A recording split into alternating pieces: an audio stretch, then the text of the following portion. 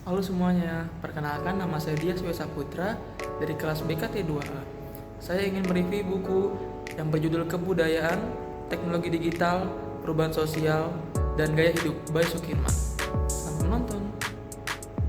Dalam buku kebudayaan dapat dipahami sebagai keseluruhan kegiatan dan hasil kegiatan manusia yang dilaksanakan dan dikembangkan melalui proses belajar dan mengajar dari manusia kepada manusia dan masyarakatnya. Buku ini menjelaskan arti dari kebudayaan dan perubahan sosial yang terjadi. Kebudayaan juga memiliki berbagai macam definisi menurut para ahli karena kebudayaan itu tidak bisa dilihat dari satu sisi saja.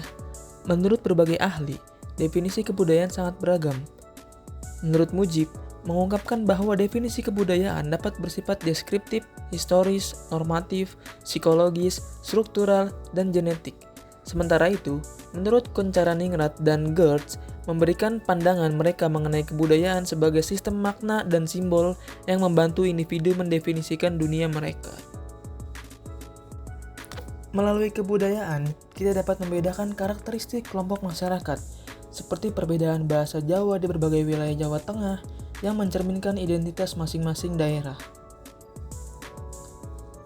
Menurut Koncharaningrat menjelaskan bahwa kebudayaan juga terbagi menjadi 3 wujud, yaitu sistem ide, sistem aktivitas, dan sistem artefak. Setiap wujud memiliki ciri khas yang unik dan saling berkaitan. Nah, dalam buku kebudayaan ini juga membahas pengaruh teknologi dalam perubahan budaya. Di era revolusi industri 4.0, belanja online menjadi bagian dari budaya populer, terutama bagi generasi milenial. Selain itu, fenomena penggunaan softland sebagai praktik kebudayaan populer menunjukkan bagaimana media massa dan kapitalisme berperan dalam menyebarkan produk budaya. Teknologi informasi yang semakin maju mempengaruhi kebiasaan dan gaya hidup masyarakat.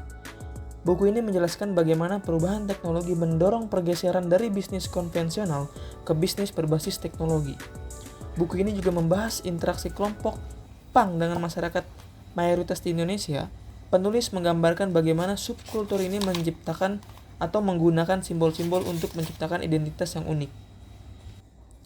Lalu dalam bagian terakhir, penulis menjelaskan pengaruh teknologi pada habitus budaya menonton televisi di masyarakat perkotaan. Perkembangan teknologi telah mengubah preferensi hiburan dari televisi analog ke layanan streaming online. Dari perspektif saya pribadi, buku ini memberikan pemahaman mendalam mengenai kebudayaan dan perubahan sosial. Meskipun ada beberapa kekurangan seperti penggunaan bahasa yang berulang dan beberapa tipe. Tapi buku ini tuh sangat informatif karena disajikan juga hasil penelitian di dalamnya gitu. Jadi kita bisa tahu mengenai perubahan sosial, teknologi digital, dan gaya hidup masyarakat di Indonesia.